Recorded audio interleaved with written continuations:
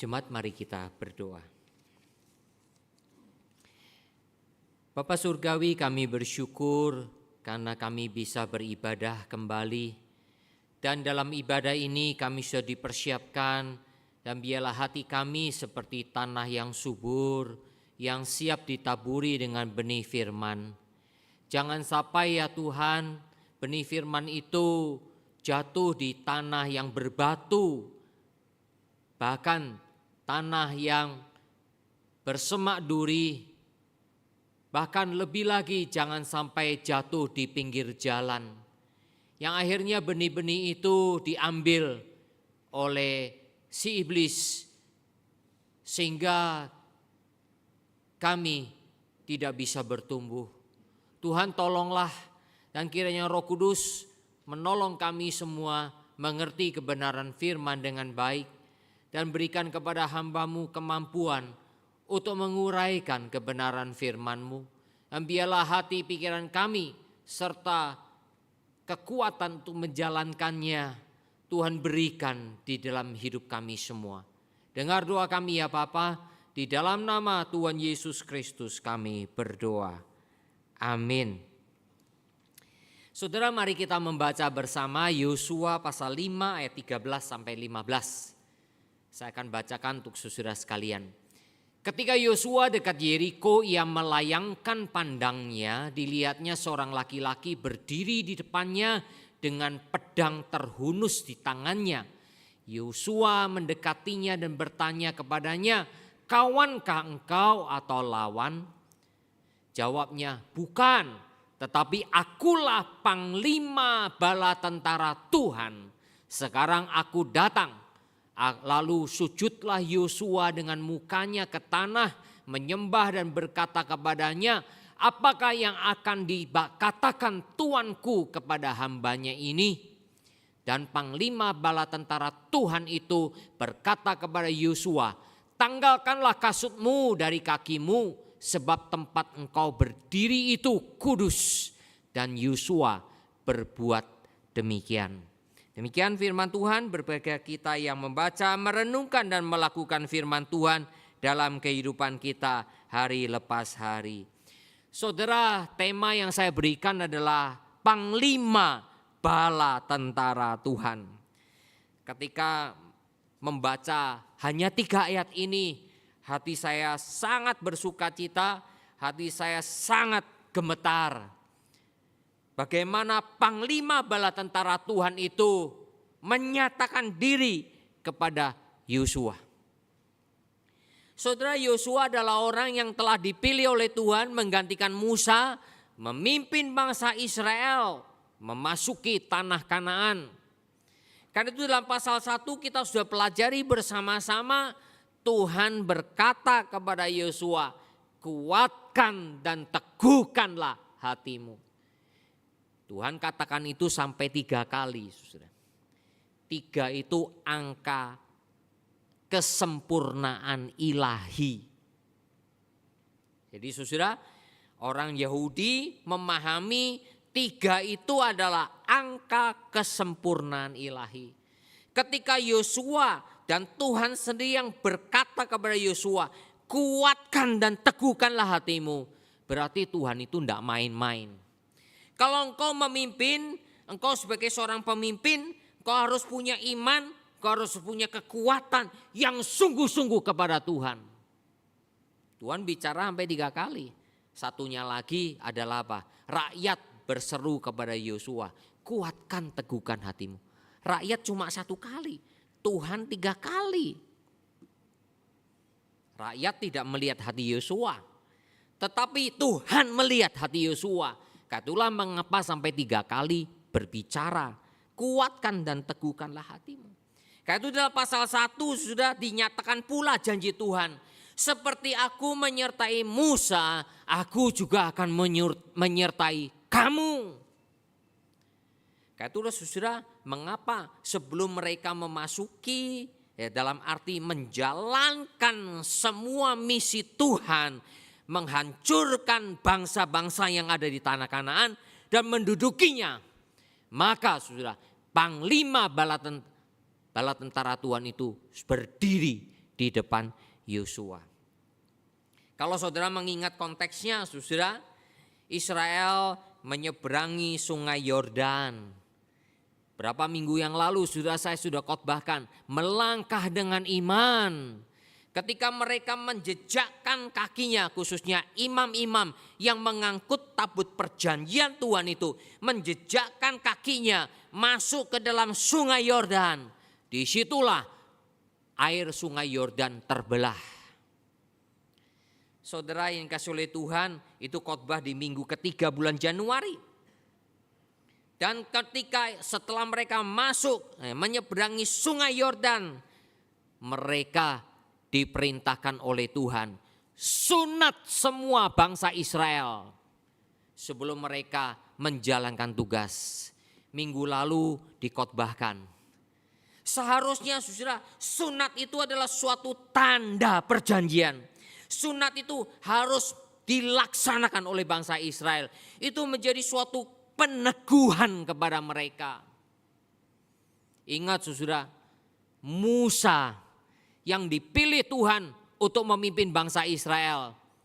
Ketika sudah Tuhan panggil dia, ketika nanti mau memimpin bangsa Israel, Musa lupa menyunat anaknya Gersom. Lupa. Lalu malaikat Tuhan sudah berdiri menghunuskan pedangnya, siap membunuh Musa. Saudara, cerita Alkitab itu sudah kadang-kala membuat saya juga terbingung-bingung, gak ngerti. Kalau Tuhan milih sudah jelas menentukan Musa, kenapa kok mau dibunuh? Musa lupa menyunat anaknya Gersom. Cepat-cepat Sipora yang orang Midian, orang kafir tanda petik. Memang papa mertua Musa itu imam orang Midian. Orang beribadah tapi belum mengenal Tuhan Yahweh dengan sesungguhnya. Tapi Sipora tiba-tiba ingat, oh ya Gersom belum disunat, cepat-cepat dia menyunatkan anaknya dan menyentuhkan kulit katan dan dengan darah itu kepada tubuh Musa. Akhirnya Sipora katakan, engkau pengantin darah bagiku. Malaikat itu tidak jadi membunuh Musa. Saudara, sunat adalah tanda perjanjian. Sunat adalah perintah Tuhan. Itu sangat jelas dalam perjanjian lama. Bangsa Israel yang lupa menyunatkan anaknya. Itu tandanya dia tidak mau, tidak percaya kepada perjanjian Tuhan. Itulah mengapa gereja akhirnya baptisan. Orang yang percaya kepada Tuhan harus dibaptis. Itu adalah suatu tanda perjanjian. Memang sunat tidak menyelamatkan. Memang baptisan tidak menyelamatkan. Tetapi sunat dan baptisan itu adalah tanda perjanjian. Itulah mengapa kita sebut sebagai sakramen. Sesuatu yang suci di hadapan Tuhan. Sehingga baptisan bukan suatu yang sembarangan dilakukan. Saudaraku yang kasih oleh Tuhan. Karena itulah saudara, mereka harus disunat. Mengapa? Karena yang akan masuk ke tanah Kanaan adalah keturunan yang baru, di mana keturunan yang lama sudah dimusnahkan oleh Tuhan, dibunuh semuanya di padang gurun selama 40 tahun perjalanan, sebab mereka memberontak kepada Tuhan. Dan Tuhan katakan, semua ini tidak akan masuk ke tanah perjanjian kecuali orang-orang yang berusia 20 tahun ke bawah. Saudara-saudaraku yang kasih oleh Tuhan, karena itulah saudara, sebelum mereka memulai perjalanan satu demi satu dalam tugas menaklukkan seluruh tanah Kanaan, diawali dengan apa saudara? Panglima bala tentara Tuhan. Ketika Yosua memandang kota Yeriko, kota yang berkubu, kota yang berbenteng, kota yang kuat. Bagaimana cara menaklukkannya? Maka saudara, mau tidak mau harus Tuhan yang memimpinnya. Mau tidak mau harus Tuhan yang menyertai mereka. Sebab itulah saudara, Tuhan menampakkan diri sebagai panglima bala tentara Tuhan. Kita sering kali ngomong kalau anak muda sekarang keren gitu ya. Keren. Saudara, kita anak muda katakan keren. Sebetulnya saudara, kalau itu betul-betul sungguh-sungguh di hadapan Tuhan, itu bukan sekedar keren saudara. Saudara mengatakan keren itu adalah bahasa anak muda sekarang. Tapi kalau saudara mengerti kesucian Tuhan, itu bukan sekedar keren. Itu sesuatu hal yang harusnya membuat kita takut, sujud, hormat kepada Tuhan.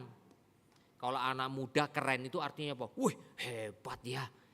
Hanya sesuatu yang apa? Menyenangkan diri sendiri. Oh, keren. Tapi kalau di dalam Alkitab bukan itu, saudara. Pengertiannya adalah sesuatu hal yang harus dihormati, sesuatu yang harus dijunjung tinggi. Itu saudara, panglima bala tentara Tuhan.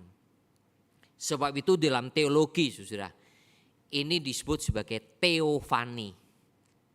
Teofani itu artinya penampakan Tuhan yang bisa dilihat oleh mata jasmani kita manusia. Teofani.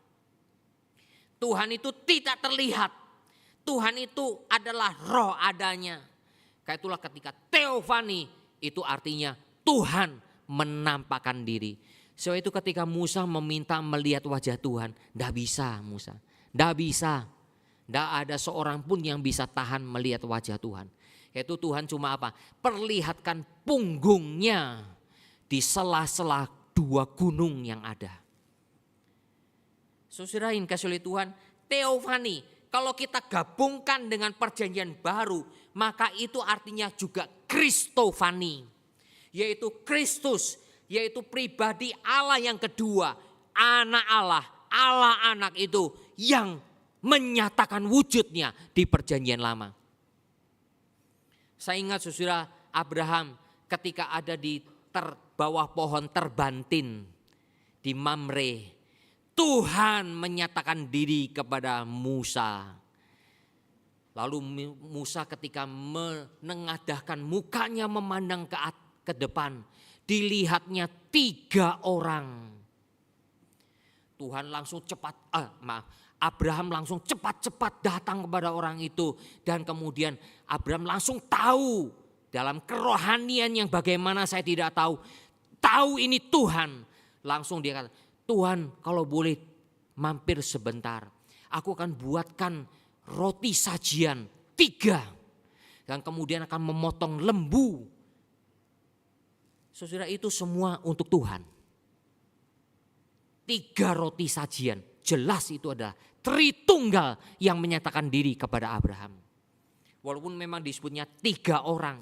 Dan kemudian nanti akhirnya 3 orang itu yang akan memusnahkan Sodom dan Gomora. Akhirnya Tuhan menyatakan maksudnya untuk memusnahkan Sodom dan Gomora. Saudara itu pernyataan kepada Abraham. Lalu ketika Yakub sudah bergumul di sungai Yabok dengan seseorang. Lalu menjelang pagi saudara, Yakub tidak mau melepaskan orang itu, minta diberkati.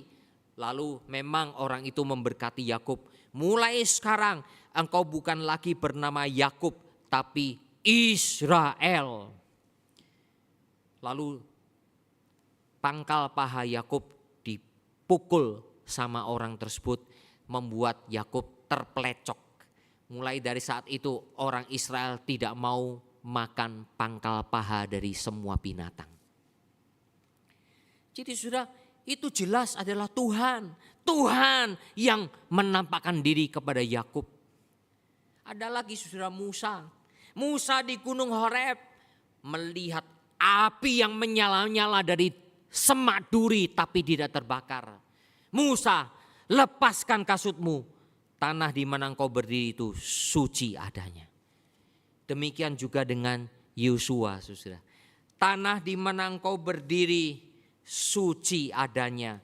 Dan Yosua pun melepaskan kasutnya. Saudara, kita berada di dunia ciptaan Tuhan. Tapi saudara, dunia ciptaan ini bukan sekedar dunia materi, ada juga dunia non materi. Ada bukan sekedar natural, ada hal supranatural. Bukan sekedar jasmani, tapi juga ada rohani. Saudara dan saya manusia ini bukan hanya jasmani, tapi kita juga punya rohani. Roh yang Tuhan ciptakan dan Tuhan tempatkan di dalam tubuh jasmani kita. Sebab itulah saudara, intervensi Tuhan dalam semua peristiwa-peristiwa dalam kehidupan kita itu selalu ada. Saudara tidak boleh mengabaikan, apalagi sebagai orang Kristen. Semua peristiwa di dunia ini semua diatur oleh Tuhan. Tuhan punya rencana yang luar biasa. Satu hari saudara di kota Sofia, di daerah Bulgaria, ada seorang mayor angkatan darat Bulgaria yang bernama Alex, ya, sepanggilan paling enaknya Alex. Sebetulnya namanya Alexi dan seterusnya.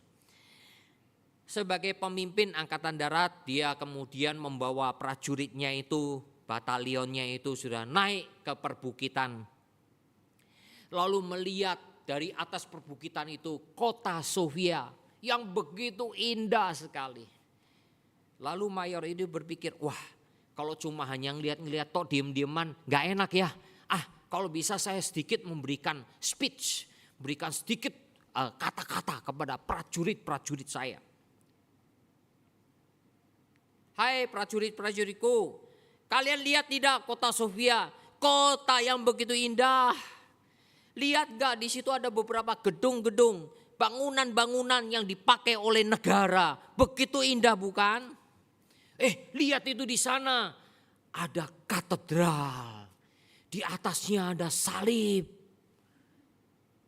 Lihat gak orang-orang datang beribadah di situ? Hai teman-teman, kalian lihat Tuhan tidak? Kalau kalian bisa lihat semua bangunan-bangunan itu, saudara bisa melihat semua pemandangan itu, saudara bisa melihat katedral itu, saudara bisa melihat salib itu, saudara bisa melihat orang-orang yang datang beribadah di situ. Tapi kalian bisa melihat Tuhan? Berarti Tuhan itu tidak ada. Wah, semua prajurit diam, hening, tidak berani membantah, saudara. Namanya angkatan darat, saudara. Namanya tentara itu harus patuh kepada atasan, tidak ada yang berani membantah. Lalu di sela-sela keheningan itu ada seorang sersan yang bernama Bojinov.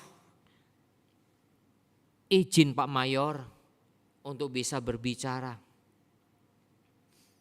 Silakan. Teman-teman sekalian, apakah kalian melihat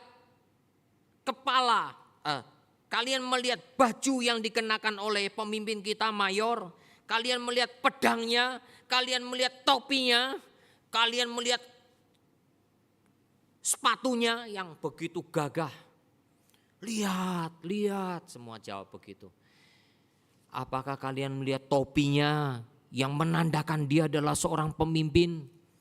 Apakah kalian lihat kepalanya? Lihat. Permisi tanya, apakah kalian melihat pikirannya?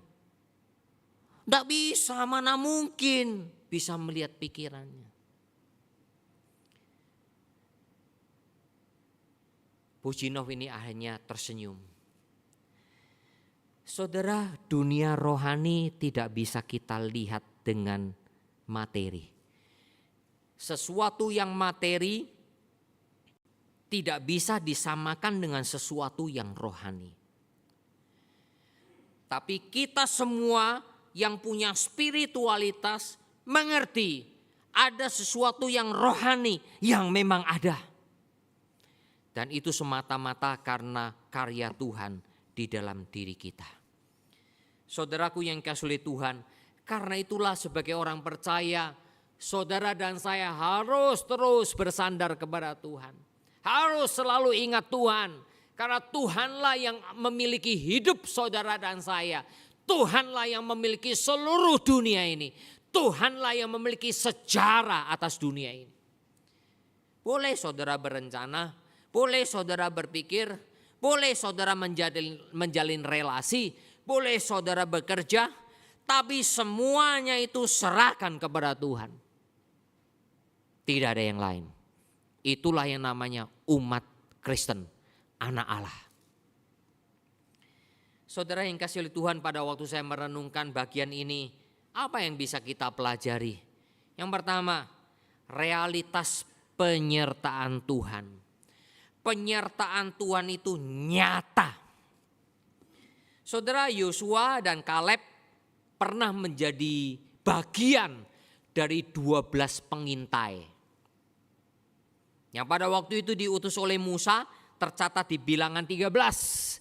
Supaya mereka bisa mengintai dan membawa hasil dari tanah Kanaan.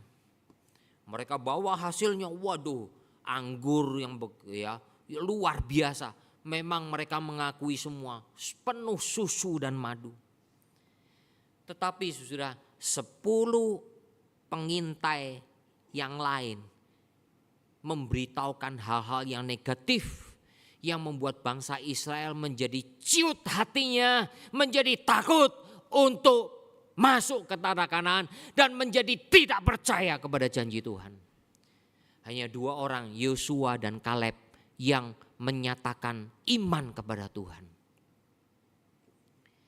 Kalau menurut demokrasi, saudara, yang menang 10. Tapi yang menang ini tidak boleh masuk tanah Kanaan. Kayak itu saudara, kalau saudara menyandarkan apa-apa dalam menentukan kebenaran berdasarkan demokrasi, hati-hati saudara bisa sesat. Termasuk saya. Kebenaran tidak ditentukan oleh demokrasi. Berapa orang setuju. Kebenaran adalah kebenaran pada dirinya sendiri. Ansih. Tidak boleh diganti yang lain. Saudaraku yang kasih oleh Tuhan, Yosua kemudian juga mengutus pengintai-pengintai. Dan beberapa minggu yang lalu tercatat di Yosua pasal 2. Pengintai-pengintai itu bertemu dengan seorang perempuan yang memang dianggap tidak baik. Kelakuannya tidak baik, yang bernama Rahab.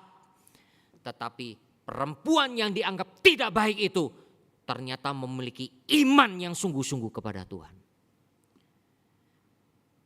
Tuhan ketika memilih dan menyelamatkan seseorang, itu tidak melihat latar belakangnya apa. Rahab memang tidak baik latar belakangnya. Tetapi Tuhan menanamkan iman kepadanya. Tuhan memberikan pengertian kepadanya. Sehingga dia betul-betul teguh berpegang. Mengerti ini penyertaan Tuhan. Saudara, saya pernah khotbahkan Yosua sangat penuh pengalaman. Syarat dengan pengalaman. Tetapi saudara, saya ingatkan kepada saudara. Jangan menyandarkan hidupmu pada pengalaman yang pernah engkau jalani. Pengalaman boleh. Pengalaman itu baik. Tapi pengalaman tidak boleh menggantikan Tuhan di dalam imanmu kepadanya. Kalau engkau menyandarkan kepada pengalaman, maka engkau menggeser Tuhan dengan pengalamanmu. Itu berhala. Saya udah khotbahkan, tapi saya tetap harus ngomong kepada saudara. Musa orang yang begitu besar. Hampir 40 tahun memimpin Israel. Tuhan berbicara muka dengan muka. Tuhan memuji Musa, orang yang lembut hatinya. Tuhan pun yang membela Musa ketika banyak orang melawan Musa. Tuhan yang membela. Tapi Musa punya pengalaman 2 kali. Pengalaman pertama, pukul batu itu dengan tongkatmu. Pukul, keluar air. Pengalaman yang kedua, Tuhan mintanya apa? Katakan kepada batu itu. Musa lupa. Lupa firman Tuhan. Lupa perkataan Tuhan. Dia ingatnya pengalaman pertama. Dia pukul 2 kali. keluar air, terjadi mujizat. Tapi Tuhan katakan, engkau tidak menghormati namaku di depan bangsa Israel. Engkau tidak menghormati kesucian namaku. Engkau tidak boleh masuk tanah Kanaan.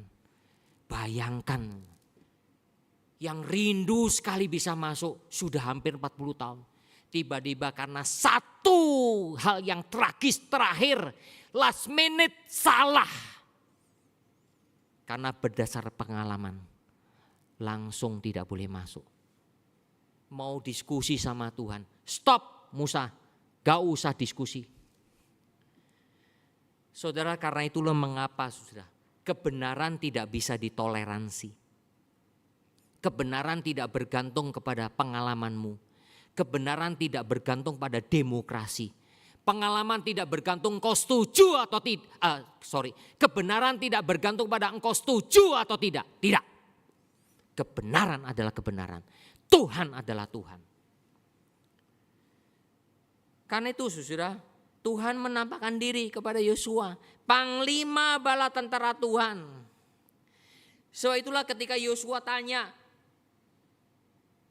engkau kawan atau bukan? Atau lawan, ya. Engkau kawan atau lawan? Bukan. Aku sekarang ada di sini. Kita seringkali sudah dalam kehidupan bersama seringkali cari kawan atau cari tanda petik lawan. Kita sering mau cari kawan, tapi kadangkala kita temuinya lawan, betul kan? Kok musuhin saya ya? Seringkali kita maunya gitu. Dan kadang-kala kita mau apa? Tuhan, lu jadi hopeng gua dong Tuhan. Saudara, Tuhan tidak mau ditempatkan seperti kita manusia. Tuhan itu bukan hopengmu. Tuhan itu juga bukan lawanmu. Tuhan adalah Tuhan. Sekarang aku di sini. Sekarang aku datang. Ini menyatakan apa? Tuhan mau menyertai engkau Yosua. Jadi kalau Tuhan sudah mau menyertai engkau, kau harus tahu itu. Saudara, walaupun saya sadar, Musa juga pernah jatuh hingga tidak masuk tanah Kanaan. Nanti Yosua saudara, dalam perjalanan kita khotbah ini, nanti Yosua saudara pernah bersandar kepada pengalaman, akhirnya dia gagal. Anda gagal. Karena apa? Lupa siapa Tuhan.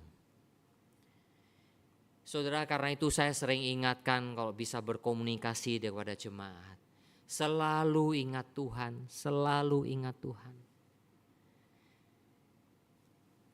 Kalau Tuhan tidak memanggil saya dan tidak menuntun saya mengerti kebenaran Alkitab, mungkin saya akan ngomong lain.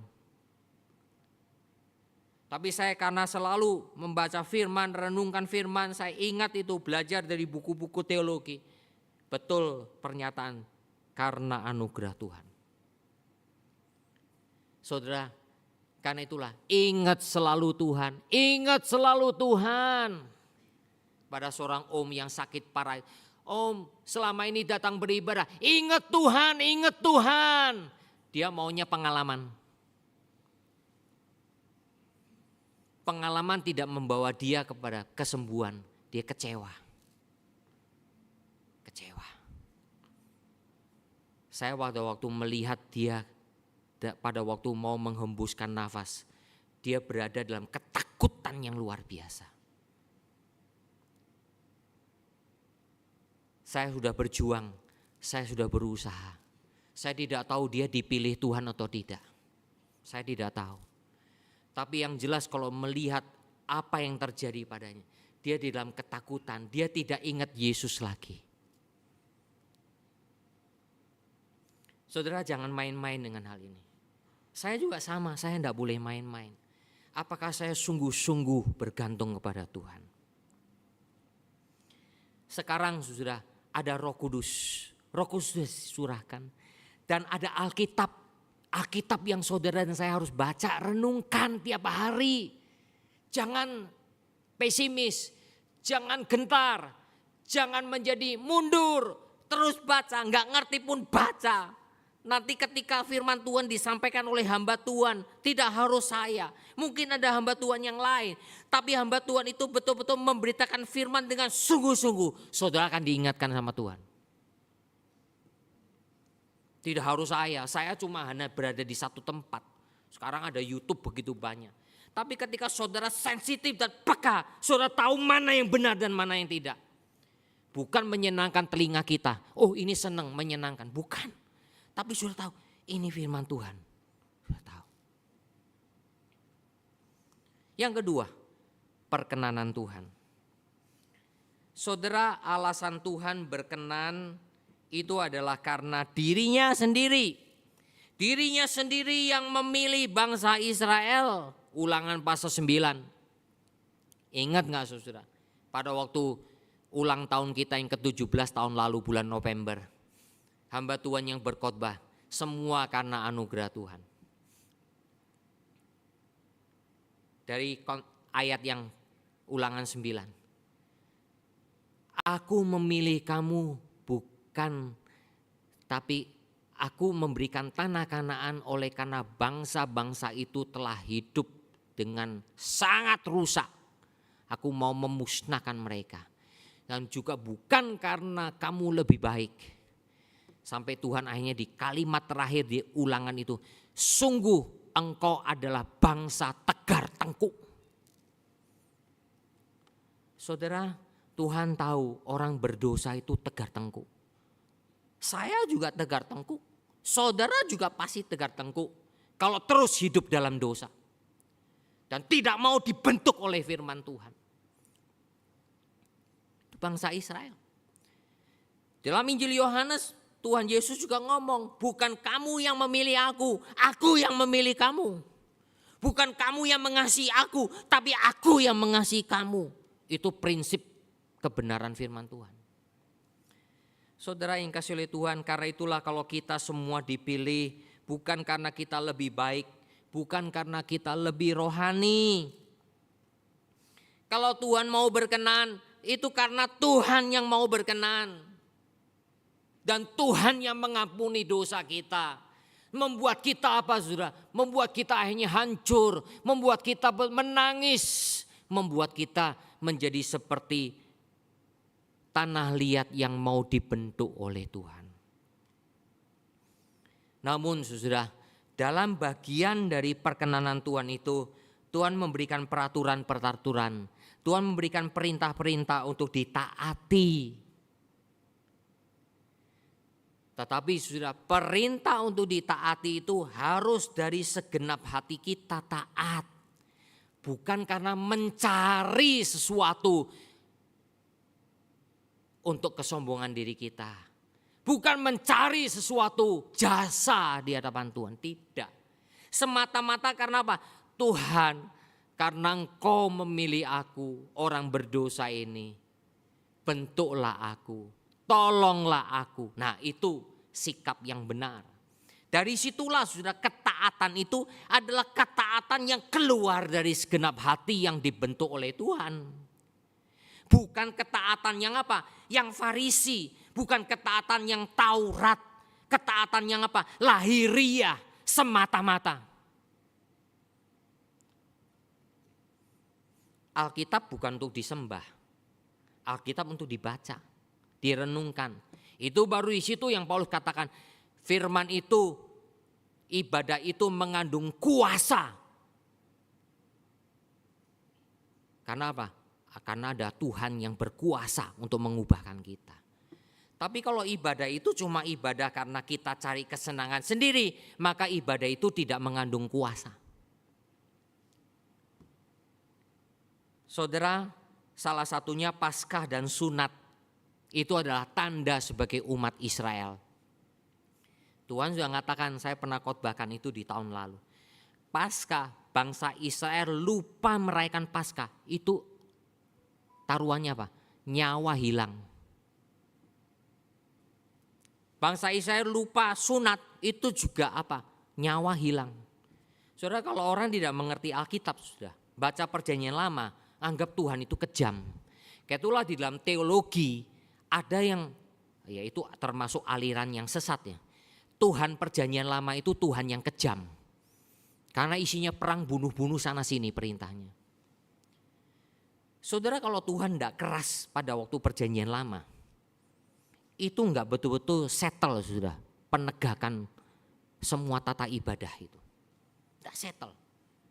Bayangin sudah, bangsa yang dituntun dengan tiang awan, tiang api, bajunya, ya jubahnya enggak rusak, kasutnya enggak rusak, banyak mujizat yang mereka lihat, tetap mereka bersungut-sungut. Dipikir saudara pikir baik-baik. Ini, bangsa Israel itu 430 tahun diperbudak di Mesir. Bayangin 430 tahun, itu mentalnya mental apa? Karakternya karakter apa? Sehingga Tuhan keras. Perjanjian baru sebetulnya ada yang keras. Ananias dan Safira persembahkan persembahan. Mereka apa? Nyolong dari persembahan itu.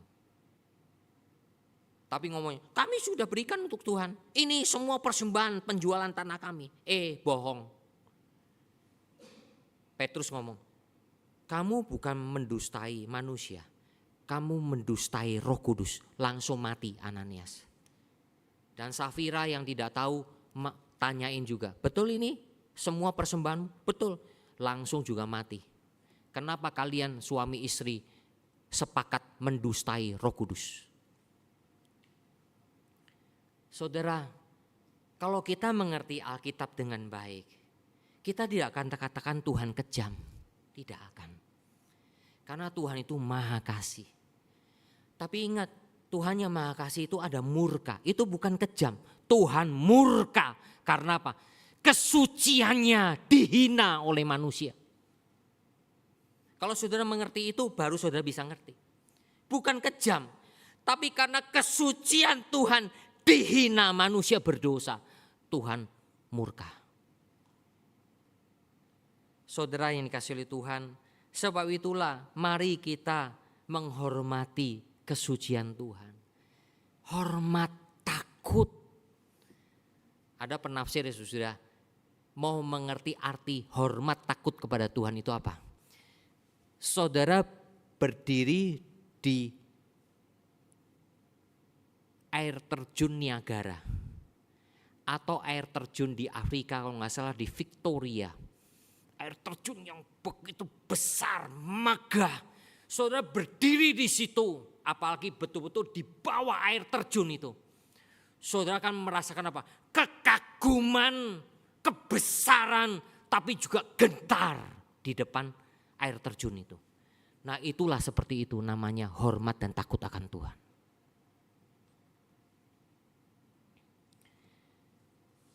Di provinsi sebelah selatan Tiongkok, kira-kira Sichuan ataupun Yunnan, itu ada suku bangsa yang namanya Lisu. Ya, Lisu. Saudara tulis saja Lisu. Apalagi baca di website Joshua Project, nanti saudara akan tahu. Saudara, seorang penulis, seorang hamba Tuhan namanya Edith Schaeffer. Dia adalah istri dari Francis Schaeffer. Saya bacanya Francis Schaeffer. Harusnya mungkin François Schaeffer. Saya tidak tahu deh itu bahasa Perancis. Ya. Francis Schaeffer itu seorang teolog, seorang filsuf. Waduh, bukunya luar biasa. Ya. Kalau baca itu bahasa Inggrisnya cukup dalam. Ya. Nah, saudara, Edith Schaeffer pernah melayani di China. Ya. Di suku ini dia kaget. Tiba dia menceritakan ada seorang pria Lisu itu, ya, suku Lisu, yang betul-betul sedang mencari Tuhan. Tapi belum ada misioneri, belum ada orang yang memperkenalkan Tuhan. Memang mungkin masih sedikit orang yang percaya kepada Tuhan. Lalu saudara, dia suatu kali dalam perjalanan karena di daerah pegunungan, dia menemukan secari kertas yang sudah terobek. Secari kertas itu bertuliskan demikian. Saya bacakan ya. Dia coba membaca. Adakah Allah lain selain yang satu? Tidak, hanya ada satu Allah. Haruskah kita menyembah berhala-berhala? Tidak. Lalu tulisannya sudah terobek. Karena kan kembali lagi kertasnya sudah robek. Jadi yang tertulis kalimat itu. Wah, dia sedang mencari Tuhan. Setelah dia menemukan lembaran kertas ini, saudara, di rumahnya, saudara, yang penuh dengan penyembahan berhala. Dia bongkar semua, ambil semua patung-patung, dia pecahkan semuanya. Dia mau menyembah kepada Allah yang satu itu. Setelah itu, besoknya, saudara, anak perempuannya jatuh sakit parah. Wah, tetangga-tetangganya datang kepadanya, nyalahkan dia. Kamu pasti dewa-dewa ini marah sama kamu. Marah sehingga anak perempuanmu sakit. Tapi dia tetap pada pendiriannya. Dia lari menuju ke gunung. Kira-kira 12.000 sampai 14.000 kaki. Jadi itu kira-kira 3.000, 4.000 meter. Itu cukup tinggi juga, saudara. Ya. Lalu dia berdoa di sana. Demikian doanya, saya bacakan saja. Ya Allah, jika engkau sungguh ada di sana dan engkau adalah satu-satunya yang bisa aku sembah, tolong sembuhkan anak perempuan saya. Selesai, dia nggak tahu doa Bapak kami, dia nggak tahu doa gimana. Kadang-kadang kita kan mau doa yang benar kepada Tuhan. Dia nggak tahu, jadi dia doanya itu toh. Setelah itu dia turun, dia rasa puas, dia turun. Tentu turun itu agak lama juga, sudah. Bayangin 4.000 meter, sudah. Dia turun, setelah itu dia datang ke rumah. Anak perempuannya sudah sembuh. Diperkirakan ketika dia berdoa demikian kepada Tuhan, anak perempuan itu disembuhkan. Saudara, kertas sobekan itu adalah katekismus dalam bahasa lisu yang pas tersobek. Saudara yang ikut katekisasi selalu kita kasih buku katekisasi. Nah, katekismus itu kan pasti pakai ayat-ayat Alkitab. Kemungkinan itu diambil dari kitab Yesaya dan plus mungkin kitab Ulangan atau kitab Taurat Musa. Setelah itu pria ini menjadi seorang hamba Tuhan. Kaitulah dalam website Project Yosua, suku Lisu 80% orang Kristen. Kira-kira 920.000 menurut data dari situ. Hampir 1 juta. Itu daerah Yunan, juga ada di Thailand, ada di Myanmar, dan bahkan sebagian ada di India. Saudara yang dikasihi oleh Tuhan, karena itulah Edith Schaeffer akhirnya mengatakan demikian. Allah yang sejati terus mencari, terus menerus memonitor setiap hati manusia. Kalau mau saya tambahkan, seperti perkataan dari Mazmur Daud. Tuhan melihat dari surga, melihat kepada manusia. Apakah ada orang-orang yang mencari Allah? Ketika saudara dan saya datang beribadah, betul gak cari Tuhan? Atau saudara cari musik yang enak? Atau saudara cari teman? Atau saudara cari apa? Untuk bisnis? Itu semua berhala. Ibadahmu tidak diperkenan Tuhan. Saya sama. Saya khotbah, kelihatan beribadah. Kalau saya mencari pujian manusia, ibadah saya sia-sia. Saya tidak akan pernah cari pujian manusia. Saya mau cari pujian Tuhan. Kata-kata Paulus di surat Korintus. Karena pujian Tuhan adalah pujian yang paling benar. Pasti benar, tepat benar. Pujian manusia sia-sia. Karena itu yang berteriak hosana, hosana. Baru berapa hari langsung ngomong salibkan dia. Itu Tuhan tidak mau cari pujian manusia. Mari kita cari Tuhan yang menyertai kita, yang berkenan kepada kita. Bukan karena kita lebih baik, bukan karena Yosua lebih pengalaman, bukan. Tapi karena Tuhan mau menyertai dan Tuhan mau berkenan kepada Yosua dan bangsa Israel. Demikian pula dalam hidup kita. Karena Tuhan mau menyertai kita dan Tuhan mau berkenan kepada kita. Mari terus dekatkan. Pujian tadi bagus sekali. Pegang tanganku Tuhan. Bukan aku memegang tangan Tuhan. Tapi Tuhan yang memegang tangan kita. Orang tua yang memegang tangan anaknya enggak akan hilang. Tapi kalau orang tua membiarkan anaknya yang memegang tangannya, enggak lama lagi anaknya hilang. Itu pasti. Apalagi anak kecil. Demikian pula hidup kita di dunia yang peperangan rohani sedang terus terjadi. Hanya bisa terus menerus kalau tangan Tuhan yang memegang kita. Mari kita berdoa.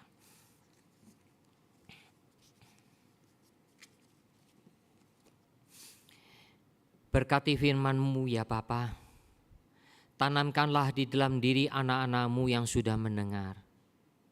Sungguh-sungguh mendengar dari segenap hati kami. Jangan sampai benih firman itu menjadi sia-sia.